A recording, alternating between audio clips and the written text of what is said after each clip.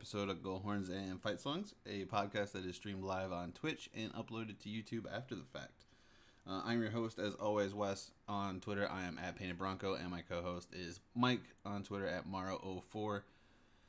Little bit of an issue this week, wouldn't you say, Mike? Just a tiny bit. So, had a technical issue yesterday. So, however, our guest was kind enough to have some availability again today, and he's going to join us once again. So he's going to get the same introduction he got yesterday because I worked really hard on it, and I thought it was wonderful. So joining us now is the 2019 Ice Vegas Invitational MVP, former Western Michigan Bronco goaltender, 2021-2022 K-Wings Most Improved Player and Star of the Game, goaltender Trevor Gorsuch. How's it going, guys? Round two, we're back. We're back. I mean, it really sucks because yesterday was such a great conversation that I wish we had it.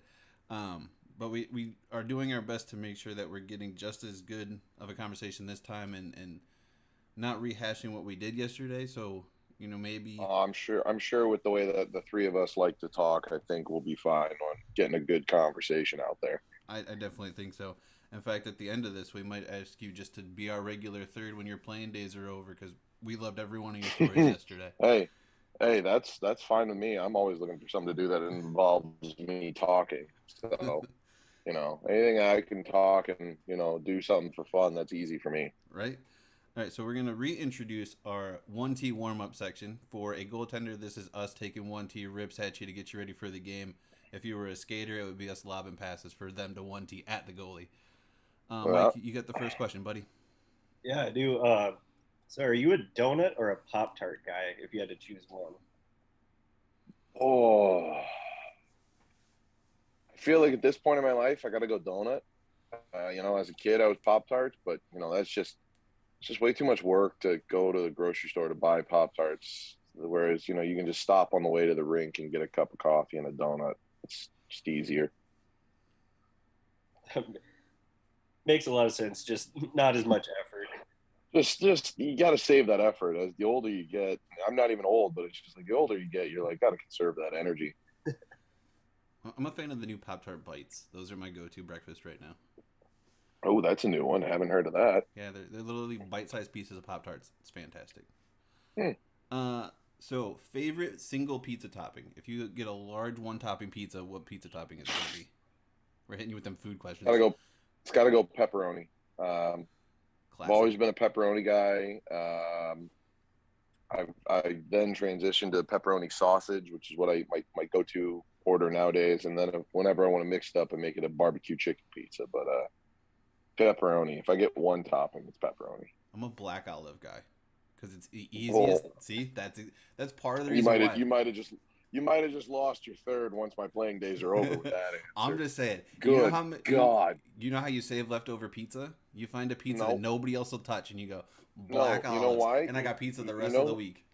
You know how you don't save pizza? Is you just eat all of the pizza in one sitting. I mean, you can do that, but on a limited budget, you got to stretch that a little bit. You don't want roommates hovering around your food. You find the one topping that no one else in the apartment will eat. Becomes your favorite pizza. I think the only thing worse than that would have been if you would have said pineapple. Oh, no. Not a pineapple. Not a pineapple guy at all. Black olives every day. Pineapple, never. God. I think you might have just ended up going solo now, Wes. I mean... I think Mike and I are going to do our own thing, and Wes is just going to have... Hey, I got the audio side figured out, so I can just be the producer behind the scenes now, I guess. Just make sure we have a backup. So my next question is... When you're getting water, mask on or mask off? In the net, during the game, mask on. 9 times out of 10, there's the every once in a while kind of take it up, quick, rinse the face off and whatever. Going to the bench between TV timeouts and stuff, that's when I lift the mask off. Got to get the little face time during the TV timeouts. Flashy glove save or nearly impossible kick save? Which one are you going to celebrate a little bit harder? Every goal, he's going to answer that with the flashy glove save. And any one of my teammates will tell you that I am the biggest advocate for windmill glove saves on every glove save that you make. If you don't windmill almost every glove save, Are you really playing why are goalie? you playing goalie? Yeah, are you really playing goalie at that point? I tell every kid when I'm doing goalie coaching, I tell them I want to see you just flash the leather every time, and people are like, "Why?" And I'm like, "Because it makes the game fun." I was like, "Because what's more fun than pissing off a shooter? Nothing. That's your whole job."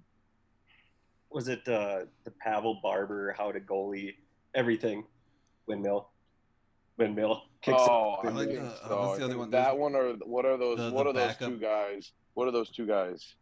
Oh, Can't think of their name. They're like the always wearing like the cowboy boots and everything like that. I can't think yeah, of those two guys. on the bench or Yeah, something like that. on the bench, or yeah, they do that one like that as well, where it's all windmills and everything. And I was like, 100% agree. Last one for me. What's the best chirp you've heard on the ice? There have been some great ones that you just are overtly explicit that I don't even feel comfortable going through again. Probably one of my favorites though. It's not like really like the best, but it's one of my personal favorites. Is when someone calls another guy a grocery stick, and that one is always one of my favorites. And for those who don't know what a grocery stick is, that's a person that sits in the middle of the bench, right at the coach's feet, separating the forwards from the D. And they don't move off the bench. They're purely there just to be the separator between the forwards and the D on the bench. And I don't know why. I have always loved that. It is one of my favorite chirps whenever I hear it thrown out there. I think the first time I heard that was I was watching a bunch of Biz Nasty funny moments, and he was doing an interview for the Coyotes. He's, yep, Paul Bissonnette, Phoenix Coyotes, grocery stick. I don't know why. It just always gets me, and it's one of my favorites whenever I hear somebody throw it out. Just like, you're a fucking grocery stick, pal. And I'm like, that. And then it goes right along. Does your coach know you're even out here? Oh, that's a great one, too.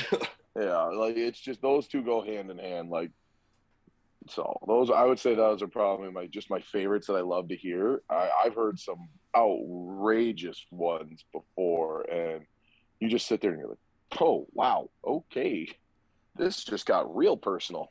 The Lunatics used to have some better ones. They've kind of overused the one the last few years. I was gonna say which one, Forza bitch, Yeah, I'm not the biggest fan of that one, just because like it's directed at every single you number know, four, and when it started, it was literally for one player, and it's gotten yeah. more play time than like a standard "Let's Go Broncos" chant. But what I think is funny is I played this year with a guy who went to Denver. So in Kalamazoo, with the K Wings, I played with a guy who played at Denver, and he was coming in, and he had the number 4 with here at K Wings, and he goes, you know what? He goes, I'm so glad I'm not playing at Lawson Arena, and I go, why? And he goes, because I'm number 4, and I was like, dude, you would have gotten, and he goes, I told a guy his freshman year was his first game that he was going to be playing, and he was number 4 for Denver coming in. He goes, buddy, you are fucked. And he goes, what do you mean? And he goes, just wait. As soon as he stepped on the ice, I think it was in warm-ups, you just hear, Forza, bitch, Forza, bitch. Yep. And he's just like looking around like, what did I do? Well, the one thing this year, like especially, I'll get my last question in just a second, but there's a few teams that didn't have a number 4, so they either went to 3 or 5. But we were playing, Okay. I think it was UMD. I think it's who we were playing, and you guys, they were ranked 4 at the time. And the entire student section missed the chance. Like, dude, you just say it. You say it at the whole game at this point because they're number 4 in the country right now, and it works on a different level than it does for that one player. I love the Lunatics, but gotta admit, that they aren't the brightest bunch. Oh, they mean well, and there their is hearts so are in the right place. There is but so much they alcohol are consumed in that line before the game.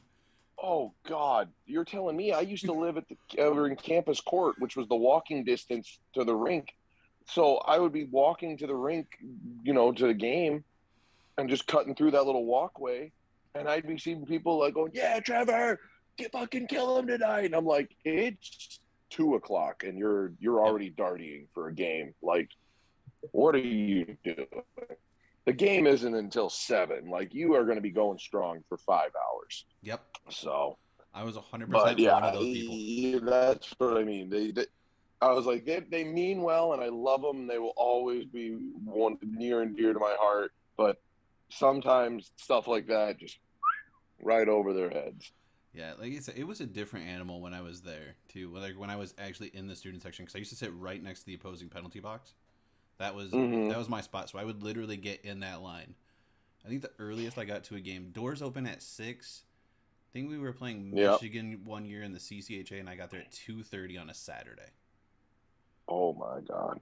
I just sat there with my phone watching like Netflix or something. Mm-hmm. Because if you didn't, you weren't getting a spot. Like that game was packed, and you weren't getting the spot that you wanted. Which my seat was a prime seat, so I was there super early for no god reason. Mm-hmm. But the last warm up question is: did you play any other sports besides hockey? Oh yeah, I played pretty much.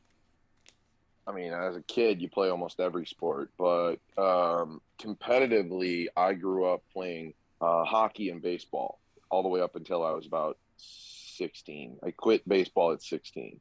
16 turning 17.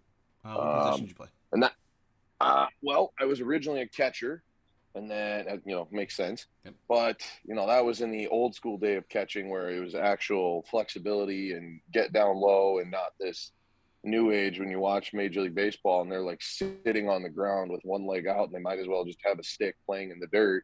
Yep. Like that wasn't the style I was taught. So being a taller guy, being about 6'2", it was just murder on my knees and hips to try to get down that low. And I then transferred to be more of a first baseman, third baseman. Nope, that was my position too. And I had the dumbest reason for wanting to play catcher. The first practice, I was like, there's bats and balls out here. Can I be the guy with all the equipment on? Never mind the fact that you're going to be getting a ball thrown at you every single time. That was beside the point, because I was going to be protected, and I ate a lot of balls off the face mask. It was not a great time. I was like, you're not really that protected. Every foul tip you're getting. I was telling my girlfriend, because she played softball and she was an outfielder. And I was like, God, you'd be amazed the amount of times I'd come home just covered, my arms, my thighs, just covered in bruises. And she's like, why? She's like, none of the softball girls were like that. And I was like, it's a whole different game. Like, softball is its own different whole other monster of just different things that go on in it. But baseball, there's something to be said about the amount of foul tips and everything that just drill catchers right in the bicep or right in the thighs, or sometimes it just goes straight down and you're going ready to block and it just gets you right off the cup, and you're like, ooh, you feel like your whole life flashes before your eyes. And, I definitely learned that after the first year. But I mean, that first day when you're picking assignments, you're like, I want all the equipment, and then you realize this is the absolute worst. But this was the worst place. I had so much fun, and it was back when kids weren't, not everyone's a winner. I was that catcher from the Sandlot. God. Yep. I was just about to say the same thing. That is also how I did it. Or if you could get the ump laughing and not paying attention, and you just turn your wrist just right and you paint that corner, and get a ball turned into a strike real quick because you said something stupid that he wasn't expecting. Perfect. It's choice every time. Wes is screaming pitches at 7 years old. I 100% was. You just had to get the ump laughing first, and you could irritate some parents and coaches. It was great. Oh, I used to do anything and everything to do that. I mean, I would. One game, I was talking to a guy, and I was pulling the straight forwarder. Like, is that your sister? Out behind center field, naked, and he's like, "Fuck you!" And then he tells, the umpire to tell me to stop talking, and the umpire kind of like looks at me as he's laughing. He's like, "All right, hey, like, tone it back." So then I'm sitting there, and as he's getting back into the box, I start whistling. I start going, and then he steps out. He's like, "He can't." And the umpire looks at him and goes, "Shut the hell up. Just get in." He goes, "He's not talking." And I was like, "Oh boy, you're on my side now." Like, even the umpire was tired of the kid shit. So I did anything and everything. Like, I'd get in there and it'd be like, that's not the stance you had last at bat. I was like, your hands are a little higher last time. Yep. I was like, do you always stand like that? Like, I would do anything to get into a person's head. That was so much fun. So let's see. Where do we want to start, Mike? Do you have an opening question?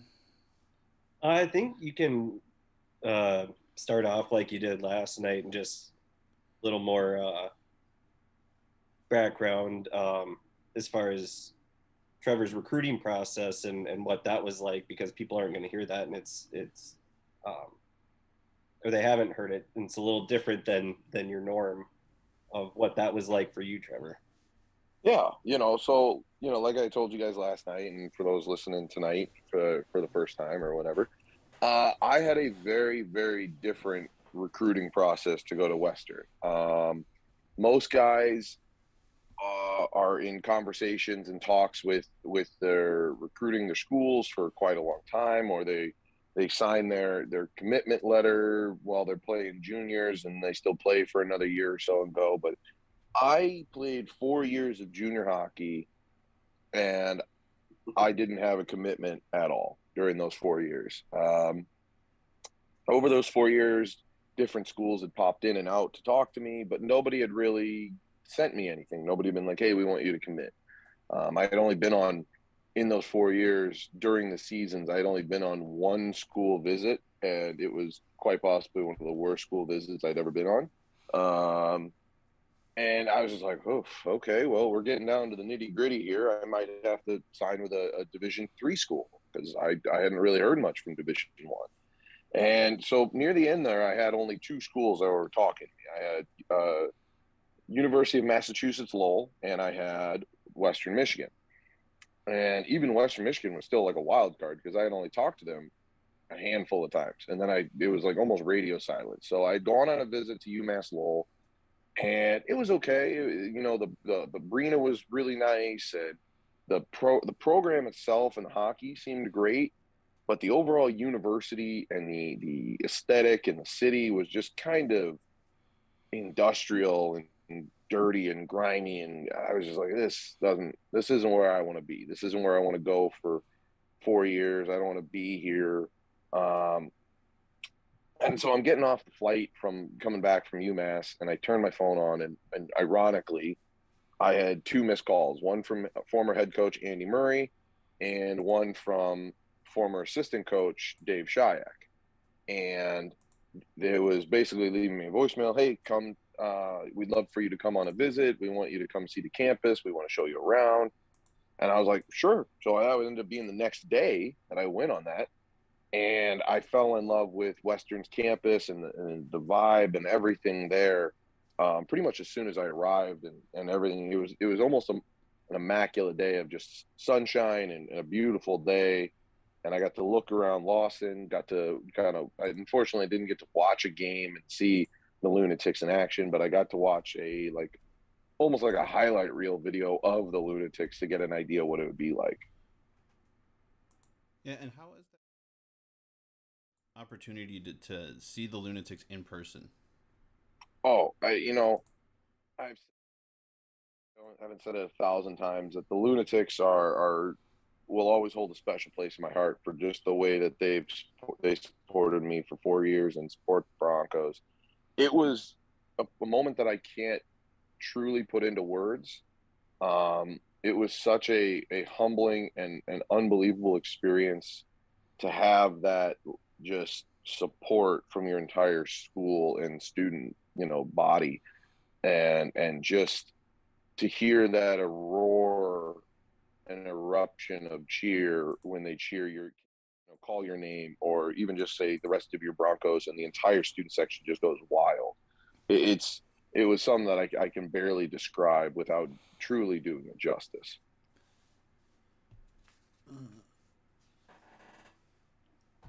What led to, I don't know if I think you did kind of cover it. You said it was the dreariness and then the upbeat atmosphere of Western that was kind of the turning point between those two. But what was there anything that stood out like exceptional about Western other than kind of just that UMass Lowell was dreary and super industrial? And it just didn't, I don't know how to, it just didn't feel like a place I'd want to call home, if that makes any sense.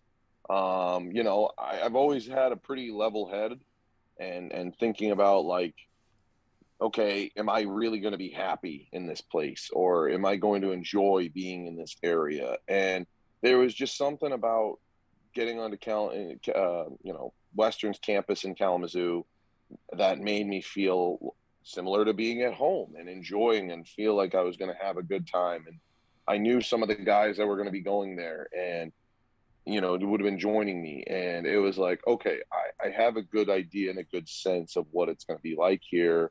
And I feel comfortable here. Whereas at UMass, it was more of I don't know anybody. I don't really know the area.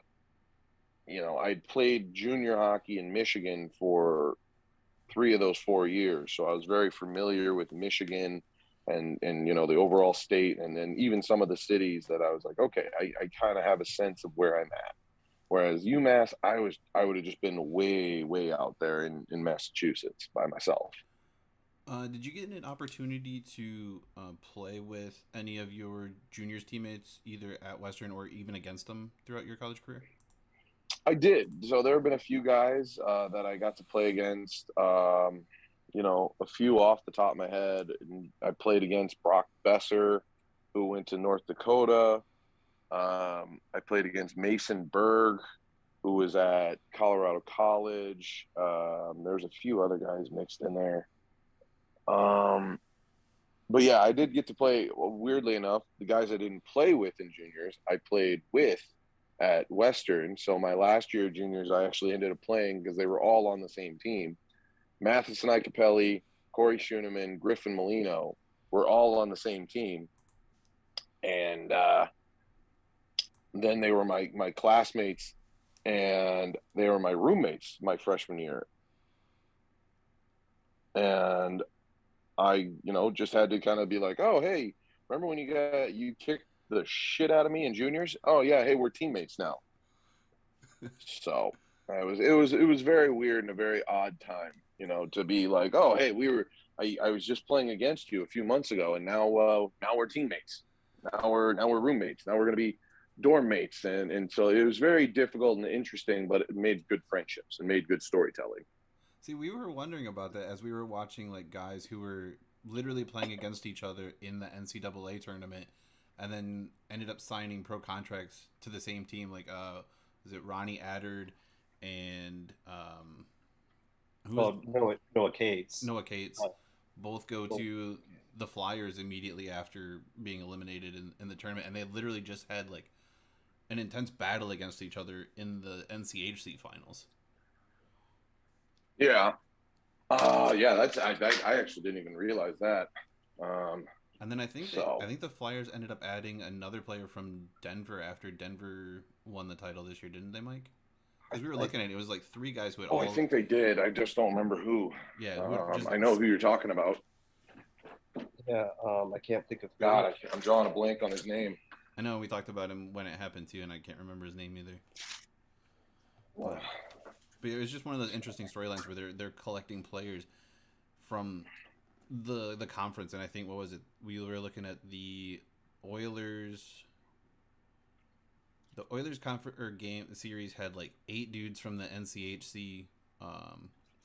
The Kings series had another like 5 or 6 guys all from the same conference, and it's just like what's crazy is that the NCHC is, and I say it to anybody that'll listen to me, the NCHC is the best conference in college hockey.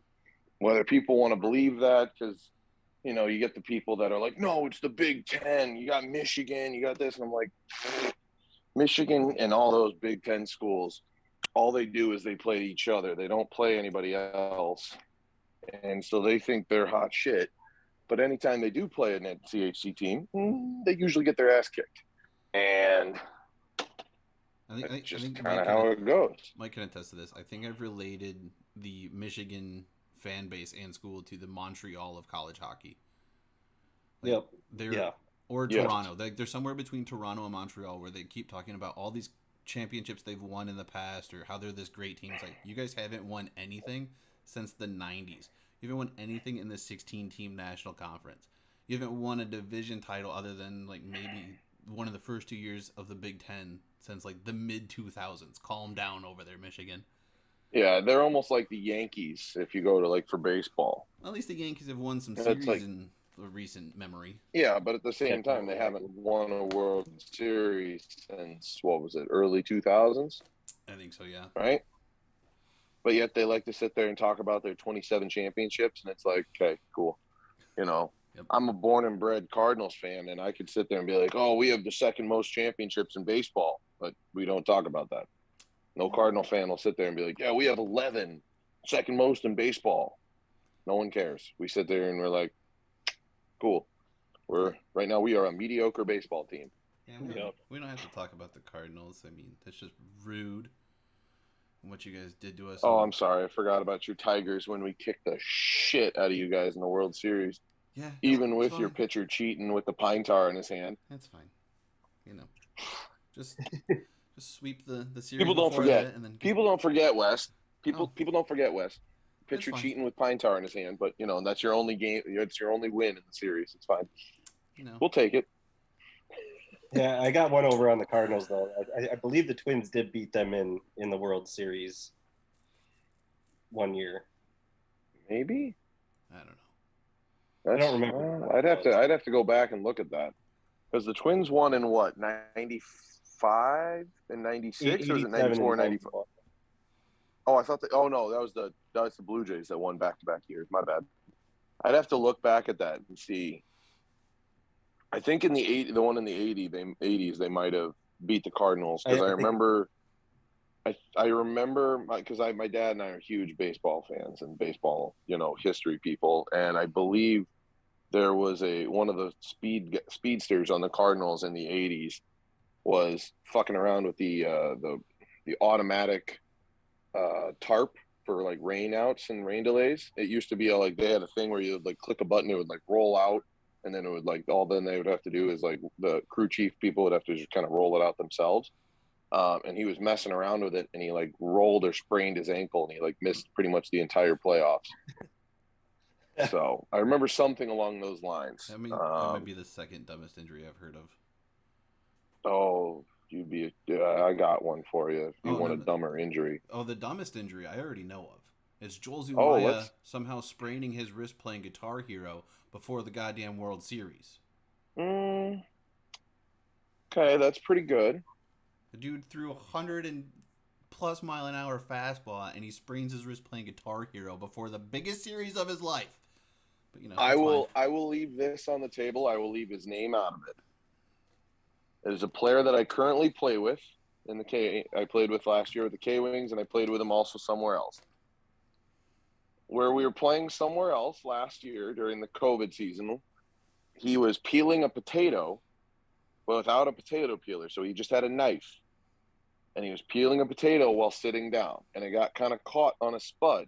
So he kind of put a little extra pressure to go through it, and it went through the potato, and it clipped his leg, and he thought it just cut his sweatpants because he thought there was just like almost like those tracksuit pants that are kind of double lined and whatever.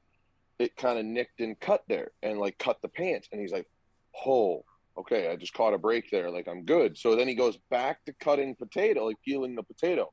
All of a sudden, his leg starts to sting and burn and tingle a bit, and he's like, "What the fuck?" So he pulls down his pants, and he's got just a pretty good size, probably about yay big cut across the top of his thigh. And he had to go to the hospital and get stitched up. And he missed like 2 months of the season. Oh God! Because it's right in the middle of his thigh. You can't move your thigh. You can't flex it. You can't bend it. You can't skate. You can't do anything with it. And so I hear about this through our team group chat. And me being the mischievous smartass that I am, I'm at the grocery store when this is happening. I buy like a $2 potato peeler. I get to the rink super early, like I always do, and I just hang it on his dry stall. No note, not from me, like nothing. I just hang it there and I leave it there. He is so riled up. He's like, who thinks they're the fucking funny guy? Who thinks they're who thinks this is a great da-da-da? And he's going around to every single guy, doesn't come to me. Because, like, he just didn't think I would be that kind of guy. So as I'm leaving the rink, he's kind of, sitting there, and I'm about to walk out. I tap him on the shoulder. I go, hey, use that potato peeler next time. And he just looks at me and goes, you. And I just immediately dart down the hallway and I got out of there. But yeah, that's to me, in my own personal, like, knowing anybody, that is the dumbest injury I have been a part of or heard of. Yeah. I think if we're going like ones that we know of, I think personally it would be my own when I jumped a bike and landed smack on my head. And there's a good like 6 hours of memory I don't have. Worst concussion ever. So, yeah. I think my dumbest one was playing tennis. Only time I had ever done it was at a serve at captain's practice. Went down, came down, and absolutely smoked my kneecap with my tennis racket. I was out for a couple months. It would either be that one or the bruised sternum I got from a 17-year-old black belt when I was like 8. So, wow. In the dojo I was in, you had to, if you got your black belt, you had to spar everyone else in the dojo. That was just like a thing. And I might have been a purple belt at this time, I think. It was somewhere. And I've never been very tall. I mean, I'm like average now, but I was definitely way shorter then. So she had to spar on her knees. And she hauled off and punched me square in the middle of the chest with like everything that she had. And I took off backwards like 6 feet. And just, even with the chest protector, just woke up like the next day and just had this good fist-sized bruise right in the middle of my chest. And it hurt to breathe. Yeah. That one wasn't really my fault. That was her fault and her lack of control over what she was doing, and hurt a lot. Well, also you were 8. Yeah. I was like, you're also 8. God. Yeah, that's bad. Yeah, every parent thought it was hilarious the way I flew, though. Again, that's the different age. Nowadays, the shoe been sued, but same for me. When I was a kid, my dad would have been laughing at me and just been like, got knocked over by a girl. Yeah. I'd be like, I'm 9 or whatever. Yeah. No, the instructor definitely did not appreciate that, though, and was rather upset with her and her lack of control in that moment, even though, like, I wasn't really upset about it. I couldn't breathe, but it was whatever. I was like, oh, that was just an accident, but she got reamed for it. He was an old school dude. Probably one of my favorite instructors, though. But just an old school, no BS type dude. Didn't matter how old you were. I mean, he would limit things depending on how old you were, but if you screwed up, and he was going to let you know about it. Yeah. I mean, you did kind of mention it, but what do you think makes the NCHC just what has been this dominant force since its inception? I mean, we've had, a Final Four appearance every year since inception. We've got 6 national titles, I believe. Between 6 out of what? And then it's, how many years is the NCHC? I'm drawing a blank on it right now. Like 10 years? 2013 was the first year. Yeah, 13, so almost 10 years. So first season. And we have 6 out of the last 7. Yeah. 6 out of the last 7 and 6 out of 9 years coming into next year, which will be, right? No, next year will be 8 years. It's only 8 years, right? Because it's 13, 14. So next year will be 22, 23. Next season will be 22, 23. So it's 8 years, correct? Right? My math? 8 or 9, somewhere in there. The math is weird. Somewhere in there. God, I'll just say too many pucks to the head makes me bad at math. I mean, I think even though I've always been bad at math. COVID's messed up everything for everybody. No one knows what year it is anymore. Yeah, in that, we've won, the NCHE has won a national championship the majority of the times since its inception, and I think what that is it has the primetime schools. You got the North Dakotas, you have the Denver, you have Duluth, which has put their stamp on it now. And those are usually the 3 big name schools in the NCHC. That's not to knock Western. I love Western, and Western has made their mark to be one of those top schools in that conference. But everyone, you talk to any college hockey fan, they know of North Dakota, they know of Denver, they know of Minnesota Duluth. Western is kind of in that gray area of like, oh yeah, Western. Like, you got to almost remind them of it. But Western in recent history has made more of a push to be more of a prominent name. And I think that has to do with the fact that Western is constantly playing North Dakota or playing Denver or playing Minnesota Duluth. You're playing these top top-notch schools that are always in the top 5, almost always in the country, year in and year out. And if not the top 5, the top 10. I mean, I looked at it going into the tournament. The NCHC had 6 schools, I want to say, in the top 20. Yeah. 6 schools in the top 20. So almost the entire conference was in the top 20 in the nation. You could then even limit it even more than that. I believe it was 5 were in the top 10, I think. Yeah, it was If top 11, 10 or 11. 10 or 11. Yeah. Okay. So then you got 5 schools, which is, 5 out of 8 teams in your conference alone are in the top 10 in the country. Let's just say it was the 10. Yeah. That means 5 other schools from usually probably 5 other conferences are in that top.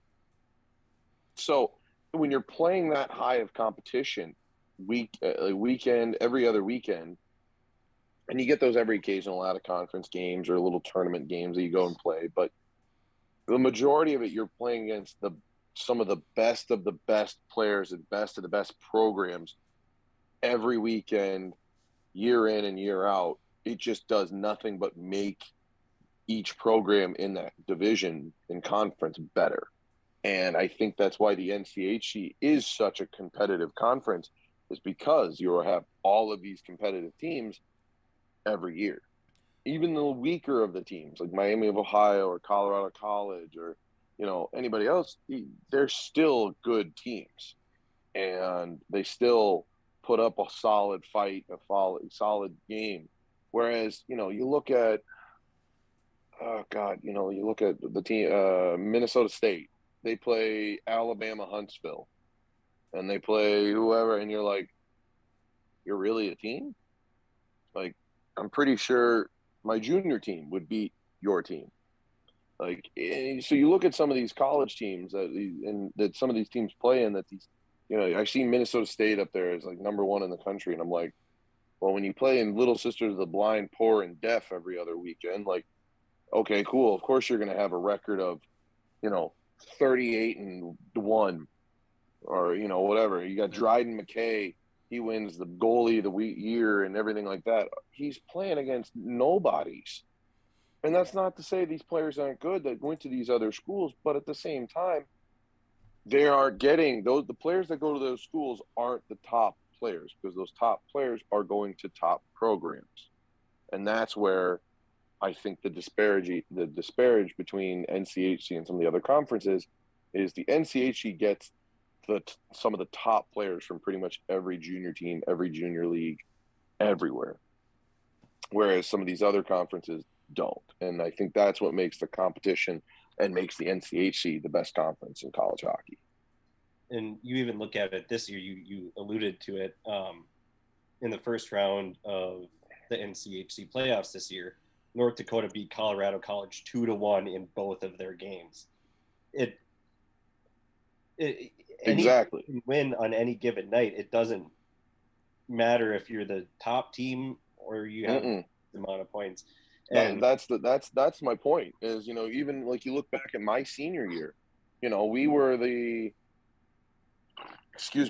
I think, what were we, second or third? I think we were third. I think we ended up being third, like just out of second place. Yeah.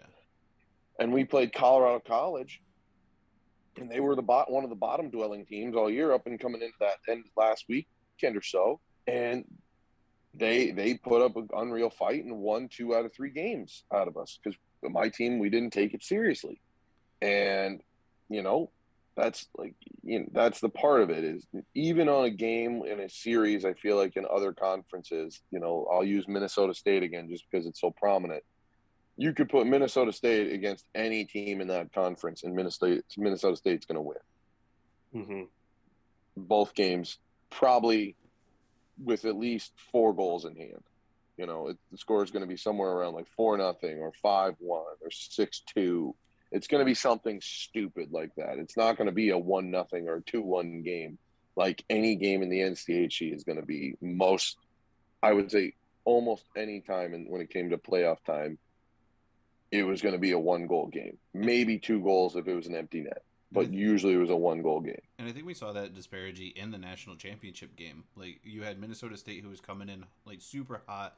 They were on like a 17-game winning streak.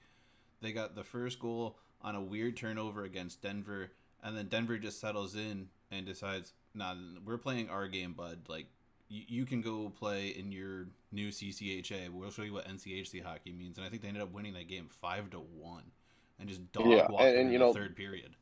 That's what the NCHC is. I mean, you watch any NCHC game, and it is just grind hard hockey. There's plenty of skill, but I'm going to get the puck deep. I'm going to bang every defenseman that I see. I'm going to turn pucks over, and then I'm going to use my skill once I get into the zone, and we are going to just wear you down as a team, and then we are going to take over. Whereas Minnesota State wanted to play flashy and make skill plays and do all these things because they are skilled players. Like I said, playing against Little Sisters of the Poor all year, so they can do that. They can play that game. They can play the skill game and be those players. Whereas NCHC, you try to be a skill guy and do all this and that, someone's going to knock you on your ass and, take you out for a couple games because you're going to be concussed. But someone's going to lay you out hard. One of my favorite ones from this year was in the new CCHA, St. Thomas University. They jumped from Division III to Division I in all sports. And so Mankato gets to play them all 4 games, but the schedules came out, and St. Cloud, their first series of the year was against St. Thomas, and I just felt so bad for those kids because I'm like, well, you're going to get a wake up to what real hockey is. I think the first game was 11-1 or something. Yeah, I remember seeing that. And I have the same turmoil inside of me because, my hometown, there's a university right down the road from where I'm from, where my parents still live, Lindenwood University. Yeah. Just made the jump from D3 to D1 next year. And I think they're playing Denver. I think they're playing Denver. I think I looked at the schedule, and I'm just going, oh, no. Like, I'm just like, oh, boy. Like, guys, I'm sorry. Like, I love you because you're from my hometown and everything, but, like, it's not going to go well. Yeah.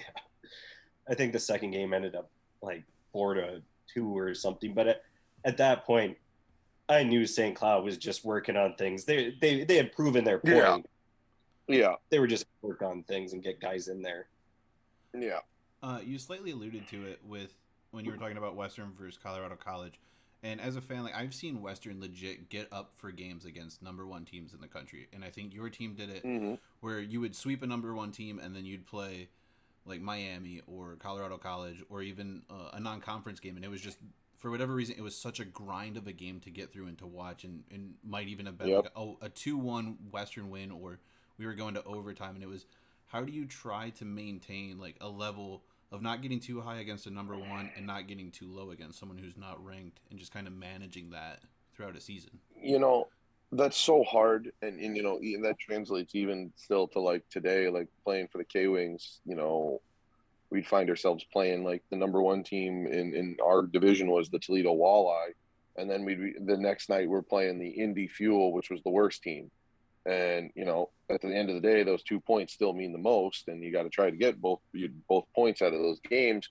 And it was so hard to try to be like, all right, let's ramp up. We got to play the best team. And then you're like, all right, well, we're playing the worst team. So now we got to still like, it's so, and I remember it, my senior year, we were a very volatile team. We would go up and we'd go down.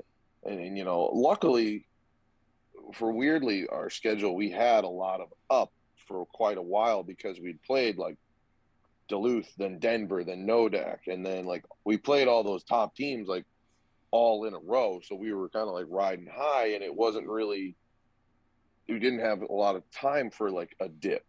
And then, but like I remember my senior year, we played Duluth.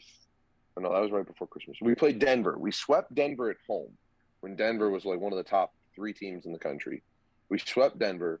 And then the next weekend we played Niagara at home. And both of those games, I think one was like the first game, I believe, was a 3-2 win that not trying to pump my own tires, I had to make a game-saving backdoor save, like on the goal line with like 20 seconds left in the game to preserve the win. And then the next night we won like 5-1 or something like that. And it was just it's hard because it's mentally draining to try and stay, so even keel. And it's so hard when you're playing a lesser opponent, and that's terrible to say, is that you're playing a lesser opponent, because they're at the same level as you. They're Division I hockey players. They put in just as much work as you have, and so on and so forth. But maybe they're just not, everything's clicking at the right time. So it's hard mentally to amp yourself up to be like, yeah, I'm ready to go. Like, I'm so ready to play this team that has 5 wins on the year. Yeah, It's hard. And, as competitors, you're always able to ramp yourself up to play a team that's maybe better than you or just as good, because you're like, I want to prove I'm better than them, or I want to prove I'm just as good. But then, like you said, it's hard to find that level of intensity to be like, all right, I'm going to play up here, like where we should play, wherein you're playing a team that's not even like their best, wouldn't even reach your worst kind of thing. Yep. And that's hard. Yeah, that was actually the series right after the first sweep at North Dakota, where you started that weekend out with that incredible save. Do you remember that save? Like, what led up to that save, or what you were thinking as you were trying to reach back with the big paddle there? Well, I'm glad we covered this last night, that this podcast is, or this Twitch stream or anything, whatever it is explicit, because, what was going through my head was, oh, fuck, oh, fuck, oh, fuck, oh, fuck, oh, fuck, oh, fuck. And then I made it, and I was like, oh, thank God. And no, but what was going up to it, it was a penalty kill.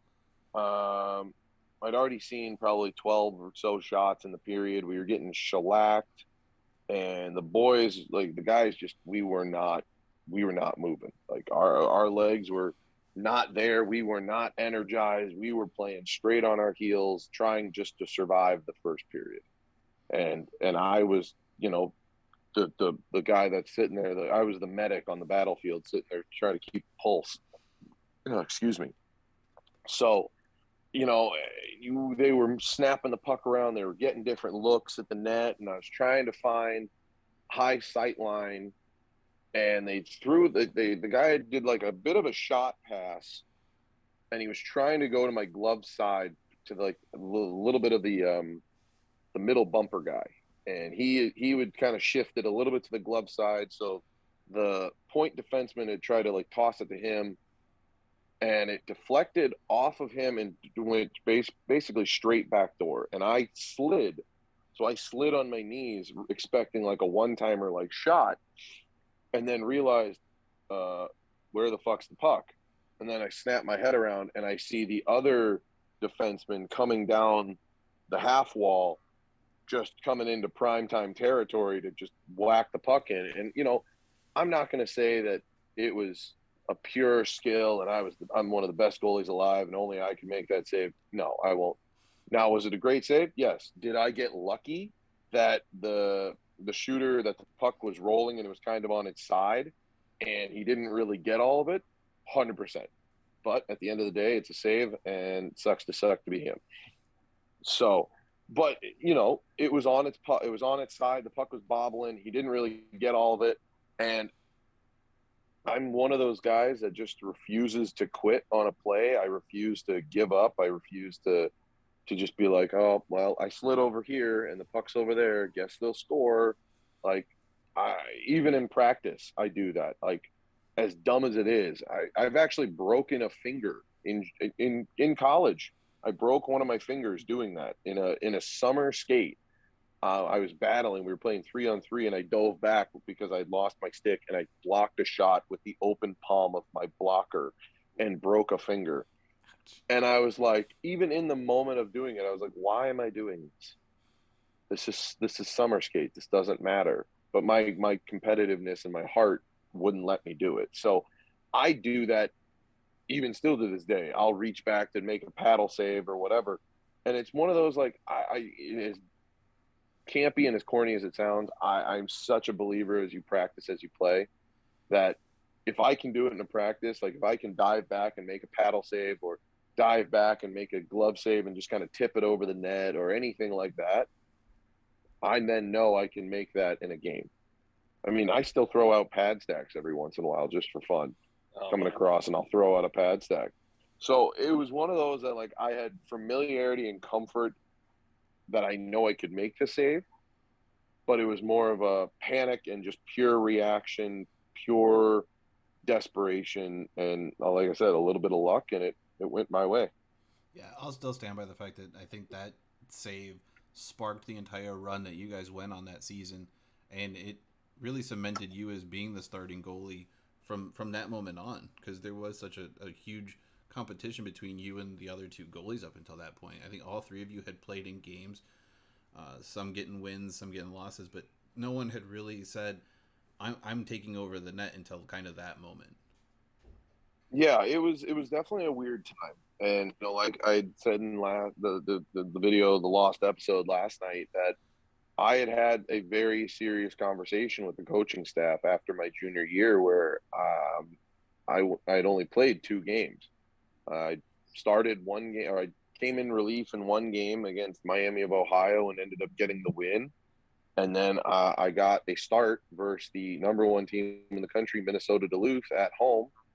And on the 35th shot of the night, 5 minutes into the third period, they scored the 3rd goal of the game, and I got pulled.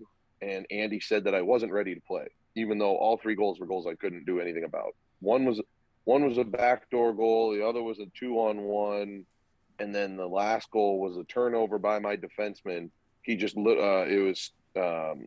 just kind of literally threw a pizza up the middle, and I believe it was Tufty.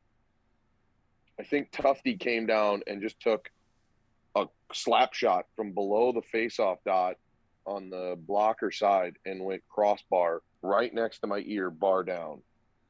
And I got yanked, and Andy yelled at me saying that I wasn't ready to play. And I was like, we were being outshot. I looked up at the shots, and it was like 35-12.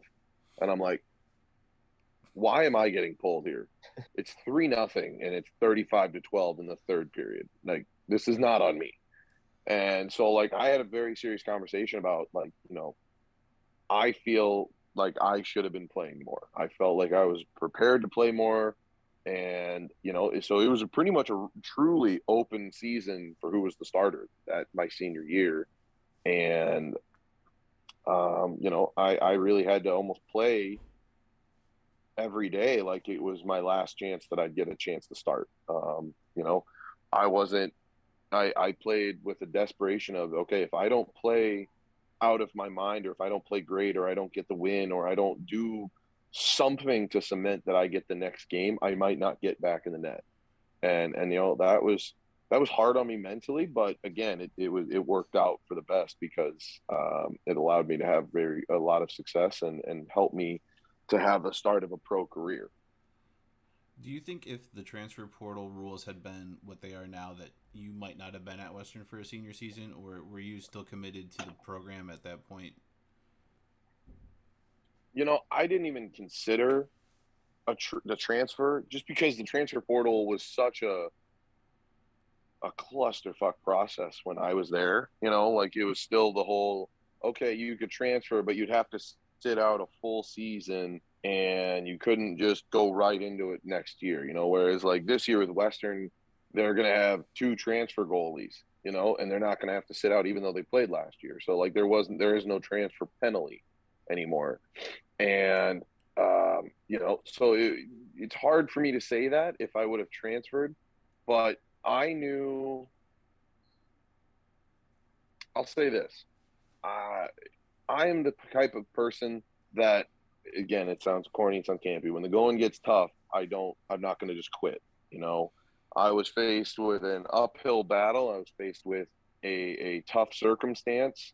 And to me, looking at it now, if I would have transferred, in my brain, that would have been quitting. I would have quit on the opportunity to try and make that a success, instead of, okay, I'm going to work harder, I'm going to have a serious conversation and whatever. I think to me, oh, I'm just going to transfer as a cop out. That way I didn't have to try and do anything because I had to make some changes, personally to my game. I between my junior and senior year, I became almost a completely different goalie. Oh, 100%. So, I had to make changes to my game and my style of play. And so I feel if I would have transferred, that would have been a cop out of like, oh, well, they just didn't appreciate me and I'm going to play the same style that I was and probably wouldn't have had success. I would have gone somewhere else and probably wouldn't have been successful because I played such an overly athletic style of goaltending that it left me susceptible to a lot of rebounds and a lot of extra chances because I would turn a simple butterfly save into like this almost like early 2000s, late 90s like kick save. Didn't need to. I could have just easily just butterflied and made the save, but I was like kicking my leg out and doing something extra, and then I wasn't able to make it to the rebound. So I had to change my game. So to answer your question, I don't think I would have transferred because that's not me. I would have, like I said, looked at that as I was quitting. I was giving up. I was taking the easy road out instead of just continuing to grind, which is how I've always been and how my career has always been. Is just okay. You just got to grind. You got to work. Yeah, it's interesting with the Western situation this year. We did have both of our backup goalies transfer out, leaving us kind of without a goalie after Brandon signed his pro year. But really, like, I don't know that they felt they were given an opportunity this year because Brandon played all of but 10 minutes this year. Like, literally was in every game except for 10 minutes when he took a stick and had to go get stitches and then was put right back in the game. So, like, for those guys, I don't know if they necessarily see it the same way you do, which is, I think, kind of understandable. But, yeah, we do have a couple goalies coming in one's from Wisconsin, and I'm not entirely sure where the other one was from. Plus, I think they've got a pretty good rookie goalie coming up from the juniors, too. So I'm still good friends with the guy, the goalie coach, or the new goalie coach, Will. He was my old roommate and still one of my best friends. And he and I talked about it. I'd originally seen the tweet about, okay, well, now we don't have any goalies, and I was like, wait, what's going on? And I looked into it and I talked to him about it, and he's like, it's a weird thing. He goes, we're starting from scratch. He goes, it's nothing really against the other two guys, but we just feel like our program wasn't going to be in the right place because we didn't really have anybody with any real playing experience out of those two. He goes, so if those two would have stayed, we would have had an incoming freshman and no one with any real playing experience. Yeah, because he's like, so. I mean, I think the most playing experience would have been as Landis, who played a few 5 games. Yeah, maybe I want to say 5 games. Yeah, when Bussy had gotten hurt. Yeah. Or maybe it was a couple weeks. I think it was at least like 3 weeks, maybe a month that Aslandis got to play. And he had done well. But again, a month of playing isn't that much really when you think about it. No.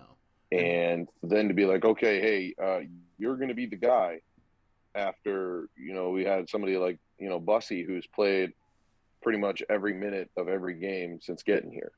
So, I know they're getting the guy from Wisconsin, and I know they're still looking, I think, for another goalie to come in and complement the incoming freshman and the goalie from Wisconsin. I think the plan, at least now, and don't quote me on this, but I think at least talking with Massey, is that the plan of whoever else they bring in is going to that's going to be the battle for the starting job between the two of them, and allow the incoming freshman, who is supposed to be very good and everything, to kind of get a year under his feet to settle in, get used to the college hockey lifestyle experience, get classes in order, get all of that, because that's a very underrated portion that fans and onlookers miss, is just actually how hard it is to be a student athlete and how big of a shift that is, because with everything you're doing, with hockey, and it's great. And it sounds sometimes to people like, oh, you're just complaining, like you have a great life. And I'm like, I know I have a great life, but it's hard. Whereas like a normal person, like, okay, hey, I got to go to class for 6 hours and then I got to go to work a double shift at Little Sneezers. from 5 o'clock to 12:30, when they finally close, and you're just making hot and sweaties all day. Like, okay, that's hard. I get it. Whereas a student athlete, you're sitting there and okay, every day you're getting up at 7, 8 a.m. You're for us, it was go to the rink, you had team breakfast, immediately go work out, come back, get on the ice, skate from 10 to basically 12, and then you got to go directly to class. And then you're balancing your hockey life and all the stresses that come with that. Then you're trying to balance school and all of your classes and make sure you got good enough grades. Then you got to balance some personal life, unless you're just a psychopath who hates people and you don't want to hang out and talk to anybody besides your teammates and your parents. So, I knew a couple of those guys that just were like, girls are a distraction. And I was like, okay. I mean, they're a nice distraction, but they're still it's a good distraction to have, but you do you. So, and it's such a hard thing. And that's why I encourage people, and there have been a few people I know that are like, oh, well, I could go to college. They want me to come into college this year, but I don't want to come in right now. It's pretty packed in the lineup, and I don't really think I'd play right away. And I was like, you're missing the point that you could come in and get everything squared away. You could get your whole shtick, your whole lifestyle figured out of what it's like to be a college athlete. And then you get redshirted. Okay, you still have 4 years of eligibility to play. So you now have everything figured out on how to handle all of those stresses. And then let's say that next year, all of those guys that were above you are gone. Now the coaches are looking at you going, okay, hey, you practice with us every day. You understand how to run things. You know how to do things. You're going to be my top line center. You're going to be my second line center, maybe move up to first line center because you have your shit figured out. Whereas the incoming people don't. And I think that's such an underrated portion of what it's like to be a college athlete. Yeah. So before we keep going, I do want to let you know we're at about an hour. This is if you're good to keep going. I think Mike and I are enjoying the conversation. I hope the few people who have stumbled in here are enjoying the conversation. But it's kind of up to you if you're willing to keep. Yeah, going. I'm good for a little while longer. Cool. I was just gonna say, going back to your getting all your shit figured out as an athlete, I think that's why UMD has had at least success at the goalie position for the last few years, because Miska played every game. And you're right, you don't understand, like, you have to have playing time, but Miska played every game. Then Kaz came in after not playing. Excuse me. And then Shepard came in after not playing because Kaz played every game. And then now Fanti and Stayskull, it's the first time in quite a while that there was a split duo until Stayskull ended up getting his cancer diagnosis. Yeah, which was terrible. Yeah, it's horrible. But I think he actually did come back and play a couple of games at the end of the year. I believe I remember hearing that as well, which was good. I'm glad to hear about that. He's going to be the number one, but I think just getting, like you said, getting your feet on and it's completely different. I played D3 tennis. It was school first. If if you've missed it, it's D3. I mean, who cares? Yeah. Division I, especially at a school like Western or a school like UMD or North Dakota, when this is your program, it's completely different as far as balancing and pressures and schedules and everything that you have to go through. Oh yeah. I mean, Andy made a point of, he jokingly, when any administrator was around, would say that we are student athletes. And then as soon as that administrator would walk away, he'd be like, you're an athlete student. And I was like, oh, okay. Good to know where I'm at. But I mean, he cared about your academics purely so that you were eligible to play. That was it. Obviously once, and I'm a competitive person. So once I got a taste of having good grades at the collegiate level, like in college, I wanted to continue to have good grades. So, and I know there are other guys that are like, okay, I'm just going to sit here and try to do bare minimum, get my 3-point GPA so that Andy isn't on my ass every day about my grades. and so on. And that's fine. But at the same time, yeah, getting that balance and getting your feet wet with the college experience, as everybody calls it, especially as a student athlete, makes everything easier. You know, it makes, once you get that balance of how everything will work, makes hockey easier because you learned how to focus when you need to focus on it, when to let it go. Makes classes easier because you've learned now when to do your homework, like when are the prime times to get your homework in, your studying in, so on and so forth. You've gotten your routine set. You've then figured out, okay, I can squeeze time to go see my girlfriend, or go out and hang out with some of the guys, go get drinks and go talk to girls, meet girls, stuff like that. Anything like that, you learn those balances and those routines and those habits, and that gets easier. So yeah, it's definitely, I feel like, a tough choice to make as a coaching staff, like for Western, to have those two guys transfer out. But at the same time, I think it'll be good for them because putting all of that weight on some young shoulders is very, very tough. Yeah, Western was also in an interesting spot too, because I've talked to a couple of players. I work at Waldo's. That's one of my jobs, and I check IDs and stuff. So sometimes I get to have conversations with people. And one of the guys transferring out came in, and we were having a conversation. He's like, "You have to think about it this way too. Is like, I committed to 3 coaches who are no longer with the program. Yep. Dave Shayak left. Ben Barr left before him to become, I think, the head coach at Maine. And he wasn't there I think he was there a couple of years. He was only there for my freshman year. Yeah, so right after that he left. He left, and then this year Andy Murray stepped down at the kind of the end of summer. So and the new coaching staff may not have had the same opinion of players or the same aspect of what they want to do with the team or how they want the identity of the team to be made, and so that was kind of something that he was saying that led to his entering the transfer portal. Yeah, and that's exactly it, and that could be a factor as well. As again, that's tough when you're brought in by completely different coaching staff, and then all of those coaching staff is gone. That's a hard thing to be a part of. I know for Matheson Capelli, he was kind of recruited in there to come, and he helped actually kind of weirdly get Todd Krieger to kind of come in and be an assistant coach for a couple of years. And, Kriegs was unbelievable. I loved having Kriegs. But, he ended up getting a better job. I believe he's Grand Rapids now. I believe he's with the Grand Rapids Griffins as an assistant coach.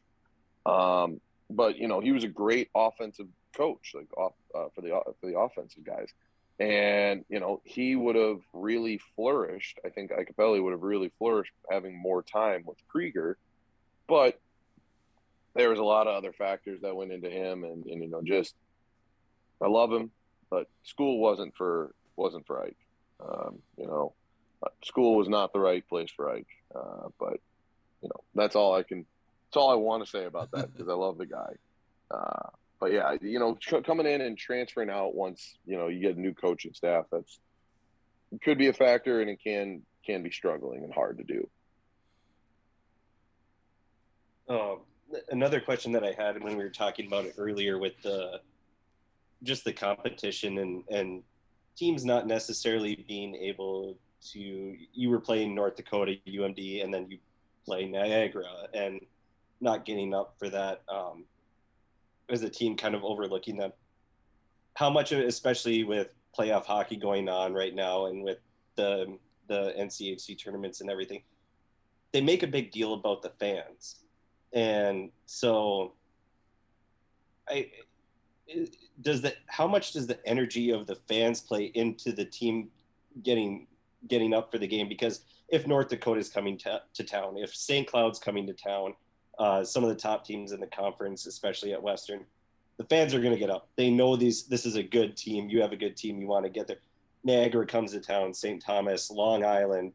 It's kind of like, yeah, how much of a boost, because I know they talk about it with playoffs and the fans are going to be crazy, but I've never been on that side. So I don't know how much of that is just kind of cannon fodder that they're no. So the biggest thing, you'll hear anybody talk about for playoff hockey is how important home ice is and having home ice advantage. And that's not just, okay, I get to sleep in my own bed. I get to be in my own atmosphere, be in my own comfort level. I'm not in a hotel. It is that fan base and that fan energy. Luckily, we had the Lawson Lunatics, and the Lunatics pretty much showed up for no matter who the hell we played, unless it was like on a spring break, one of those games where like it was spring break or something like that, And then that's hard, but that's hard at any and every school. But luckily, with the Lunatics, they would come and shell out and be just as rowdy, just as loud. And maybe it was a little more standing room only with North Dakota or Denver or Duluth. But no matter who, that student section was still packed. And that brought an atmosphere of, okay, we got this energy in the building. We know we can feed off of this and we can fuel. And we knew that, okay, hey, for me, if I make a couple big saves, that crowd's going to really start getting into it. A couple guys lay a couple big hits, crowd's going to get into it a little more, and we can feel that momentum shift in our favor. But playing those lesser schools, the crowd does kind of feel that as well. Sometimes they wouldn't be as into it with the chants. They were kind of like, it's fucking Niagara, like, they're so shitty. Like, we don't need to really chirp them, do we? And then, then I feel like the Lunatics would start to feel like, oh shit, hey, it's a 2-2 game, like end of the second period here. We gotta. So then, they feel like it was almost like such a symbiotic relationship of like the Lunatics were like, oh shit, we gotta fire up so we can get the boys fired up. And then we're in the locker room like, we're not putting on a fucking show for these people. They came out, they've been sitting outside in the cold for 4 hours, and now they're going to watch this shit hockey that we're playing. Like, we got to fire up. So it was like a competition of like trying to fire ourselves up to like support the fans and support the Lunatics and support everybody. And then they're trying to do it for us. And, that's where we were so fortunate, and the Western is still so fortunate to have like the Lunatics.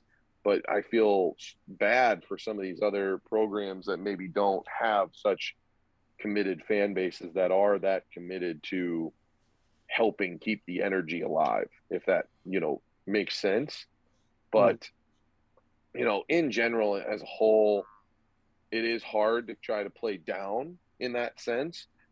But when you have that home ice and you have that fan base that is so committed, it makes it easier to get up for games, because it's always easier to get more excited to play in front of a packed crowd than it is to play in an empty barn. An empty barn is like takes you back to playing AAA hockey where nothing mattered. It was purely, okay, I'm just trying to play for my own stats to move on. Like, that was what youth hockey was playing in front of your parents and, your grandparents and random passerbyers. Yeah, no, that makes a lot of sense, because we saw a different, I think, feel of the playoffs, like that COVID year where they had the two pods in the NHL versus like the first year back when, was it last year, when you could actually have fans in stands. Like, it was a different series or different playoff feel.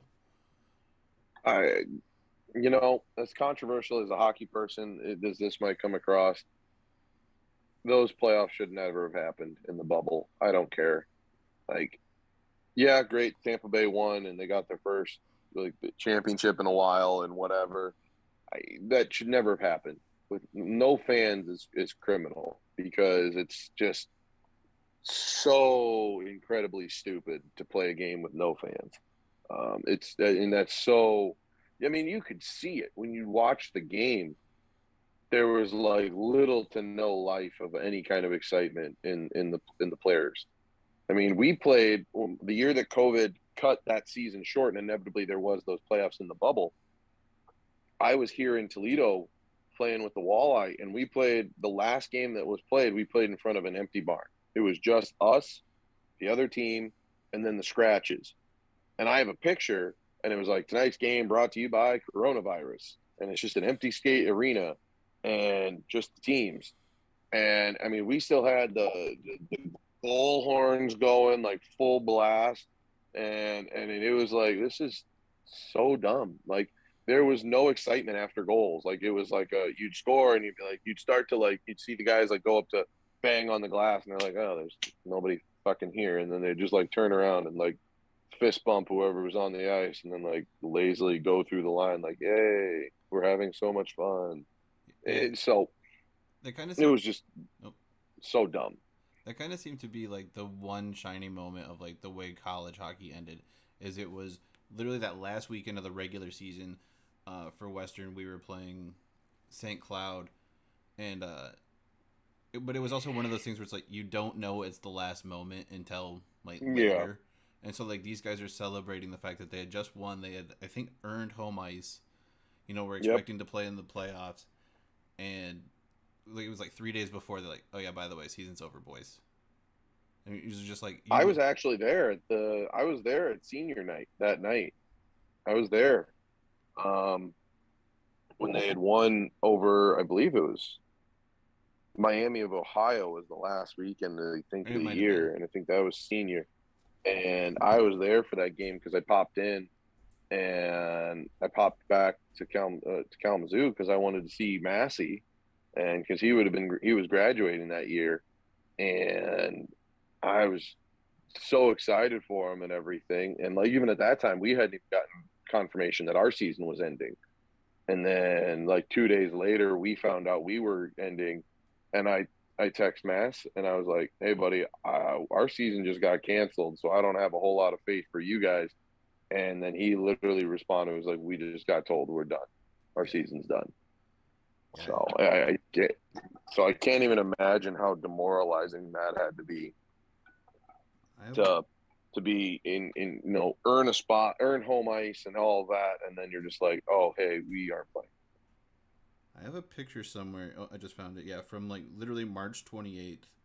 It was against Miami. We won 8-4, and I think I posted it like a year later, like, or maybe that fall, and I was like, that moment you didn't realize it was the last time these guys were all going to be together. And that was the year like those guys had all chosen to come back for a senior year. It was junior. They made a decision in their junior year. Like Wade Allison was coming back, Hugh McGinn was coming back, Dawson, like just everybody had chosen like, we didn't like the way last year ended, let's come back, and then they got boned even harder. Oh, I know. Yeah, that's just it was so hard to see, and when I talked to those guys, I felt so bad. Like it hurt so bad to see that, and I felt for them, and I was just like, oh God, guys, like, just it broke my heart to see those guys because they came back and they made such an effort and such a push to be there and have it be like that, and that's how it ended. Was just, I hated it. Yeah, I think we're going to kind of end towards wrapping it up here. I do want to have you back. I think next time I do want to kind of talk about more about your COVID career, because I think you have a super interesting story there. We did want to make it a little bit longer to kind of make up for yesterday, but I think Mike's got a few questions to wrap us up here. Sounds good.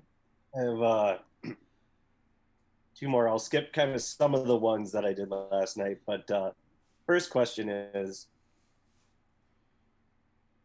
what was the reaction you saw? The Mike's roboting out. Uh-oh. Behind. Hang on, Mike. Hang on. You're. Shut your face. Uh-oh. Oh, I heard you. You sounded clearer. You sounded normal. Oh, maybe. Are we back? There we go. Okay. Maybe. I think we're good now. Yeah, it's the cloud. There we go. Cloud came over. The first time you saw Wes with his face painted, what was your reaction at the game? Because I know you did see him at Applebee's, but just what kind of reaction is it when you see a grown man looking like gold dust sitting behind? It's Sting, not Goldust. I only did Goldust once, and that was at a WWE event. Okay, so calm down, sir. It's based on Sting, the greatest wrestler alive. So I will say this: first time I ever saw Wes, it was my freshman year, and being a freshman, and there was a senior goalie and a junior goalie ahead of me.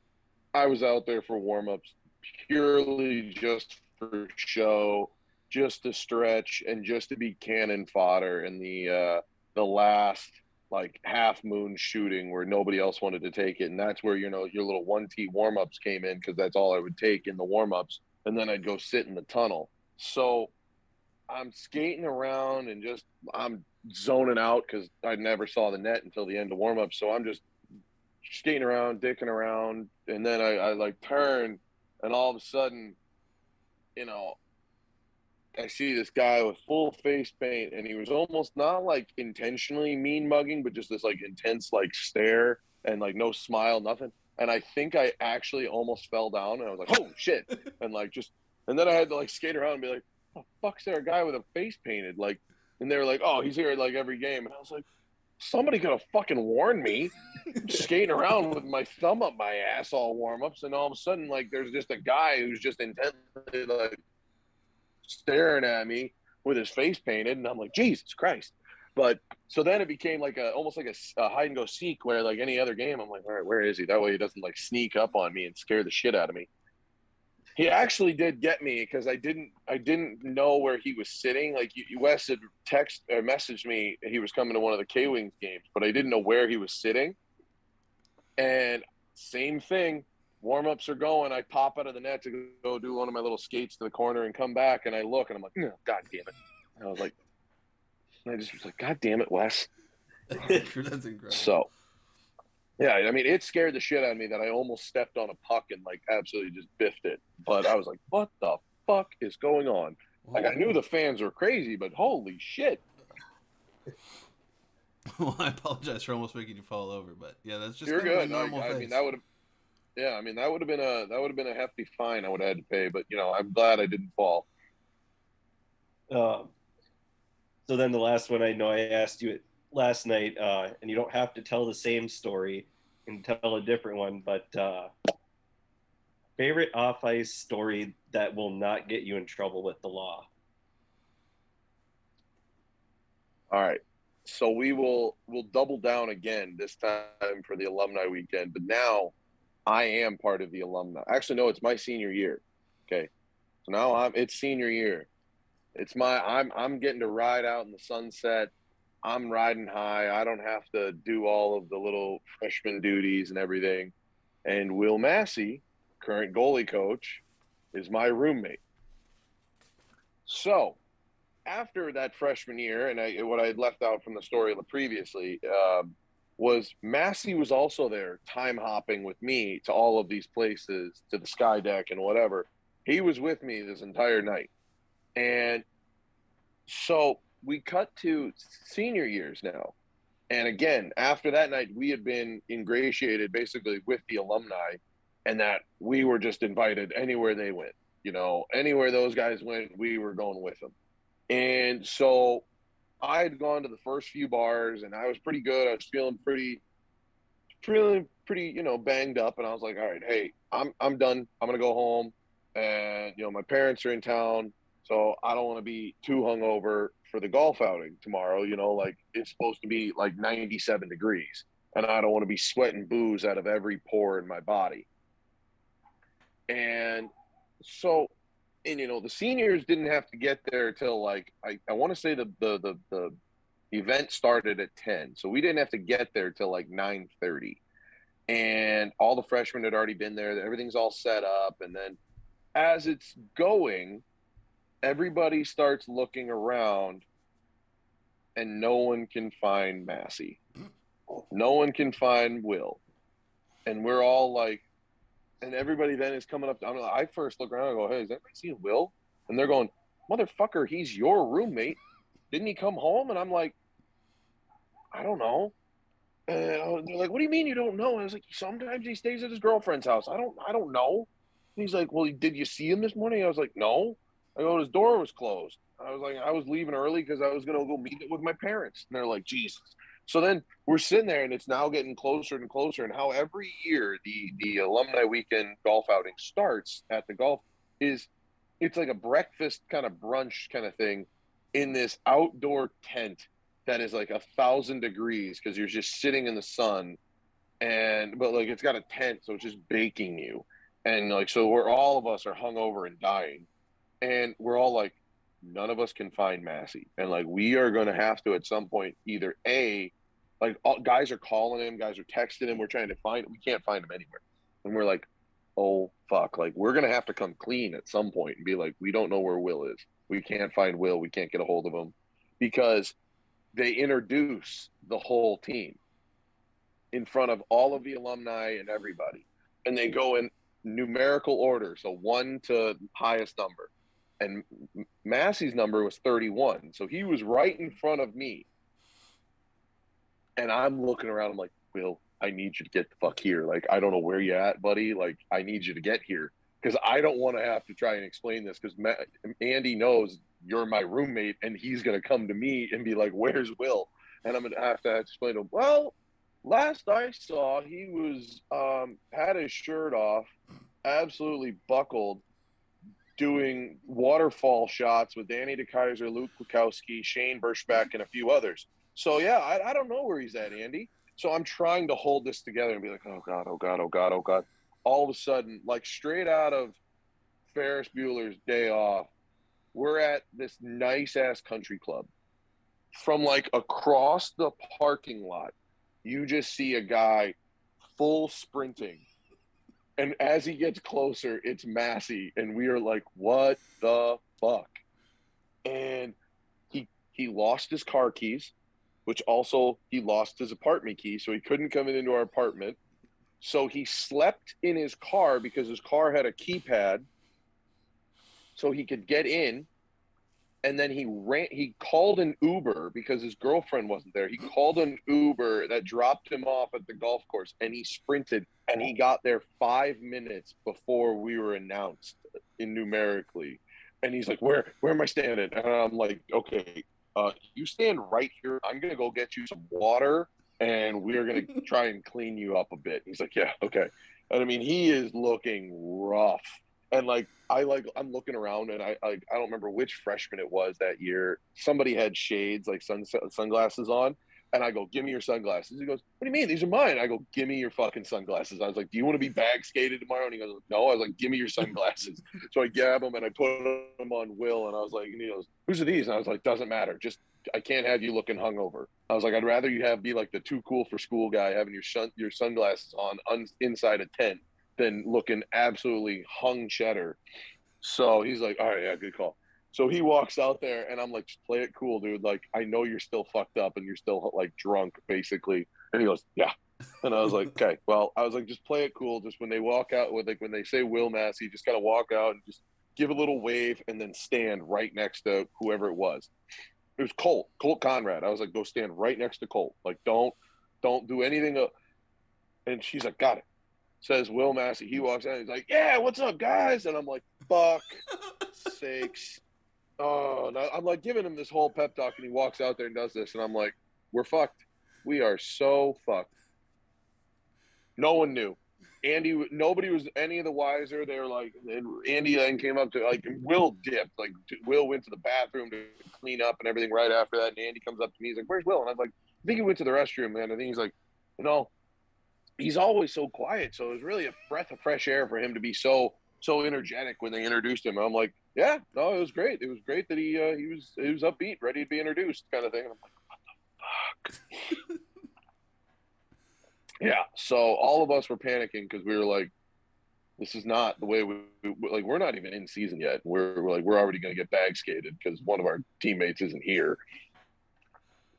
And we were like, when it got closer to the time, we were like, do we tell one of the hockey ops guys, like, hey, just like don't announce Massey, and just like don't say his name, just skip over him. That way, like, maybe it'll go over Andy's head, even though realistically nothing went over Andy's head. Andy caught everything, almost everything, because he didn't catch the fact that Mass was blitzed out of his mind. But like normally, if you tried to pull a fast one on him, he was gonna catch it. Like he may have been old, but he was still quick. And we were like, shit, what do we do? Do we just tell him not to say Will's name? Do we just go out of turn? Like, do we just have to come clean and be like, hey, Will ain't here?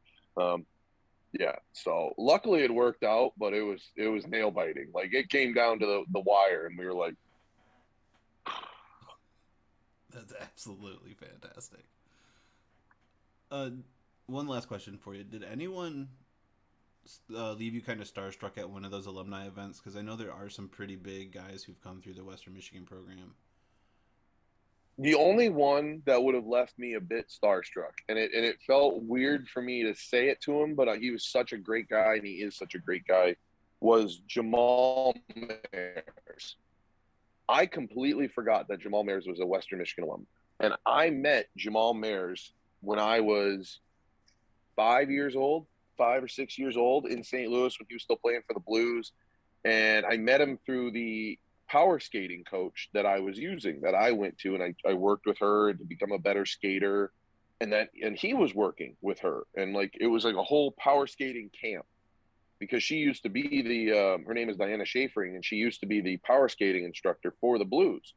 I mean, the Blues brought her in to teach Chris Pronger how to skate, because Pronger was really good but couldn't skate at all. He looked like Bambi when he first came into the NHL, and like he couldn't skate at all when he came to the Blues.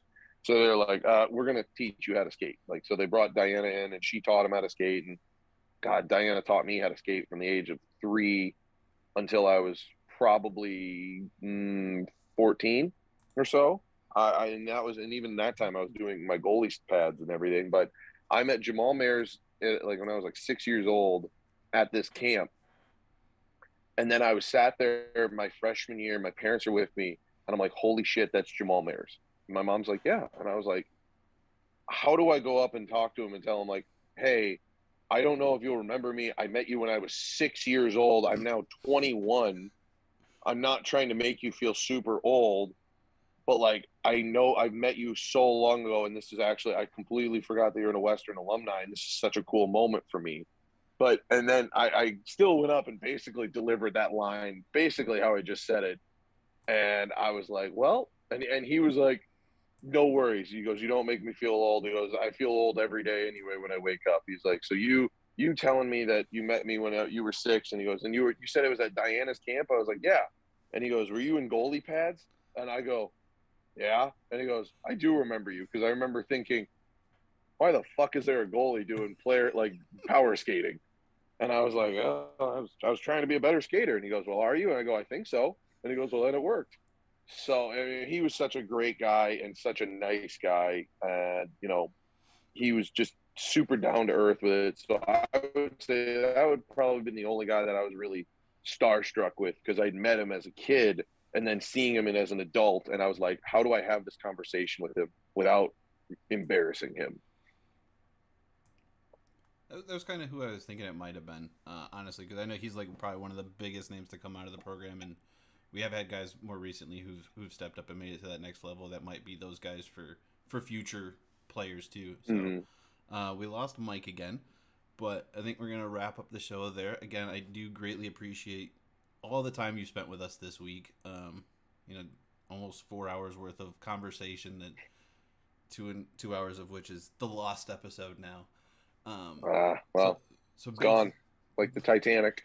Big things from they at least know where that is. So ours is. That's true. Well, you know what it is. It just doesn't have audio. Yeah. But my offer remains. When you're back in Kalamazoo, hit me up. We'll go to Waldo's for wings and a beer. Sounds good. The GM is a big Cardinals fan, so you'll have something to talk with him about. Sweet. Hey, Mike's back to say goodbye. We're wrapping up, Mike. Just in time to wrap it up. So, any last words, Michael? No, this has just been a lot of fun both nights. It's been a great time, and thank you for being flexible. We really appreciate it. That's the easy part for me is that, it's at night, so it's easy for me to figure out time to work on anything and do anything. So I'm pretty open. Cool. And like I said, we'll definitely like to have you back yet again for a third time, but a second time on the actual channel. And we'll probably talk about a little bit more about your pro career at that point, because I think we've Sounds good. squeezed as much out of college as we could. You know. Yeah, I mean, there wasn't a whole lot to talk about besides senior year, So, but yeah, I'd love to be back, and it's fun talking. So it's a lot of fun talking about it. So, if you are watching on Twitch, just know that after the or if you're watching after the fact, and you want to give the page here a follow, we'll try and have more guests like Trevor on in the future. We do go live with our podcast most Tuesdays. If not, I generally send a tweet. You can follow the page at Gold Horns of Fight Songs without the O's, or you can follow us personally, and our Twitters are on the thing. I don't have Trevor's, but Trevor is at Trevor, just straight Trevor Gorsuch 35, right? There's no underscores or anything. Yep. Perfect. No, I think it's that. Yeah. Like I said, I barely use Twitter, so I got to remember it. And if you happen to catch this on YouTube, there's stuff down below the video that you can use to interact with us: likes, dislikes, share, comments, all those things. Use them as you wish, but do remember that Pucks on Net means good things are happening, like Gold Horns and Fight Songs, and we'll catch you next time.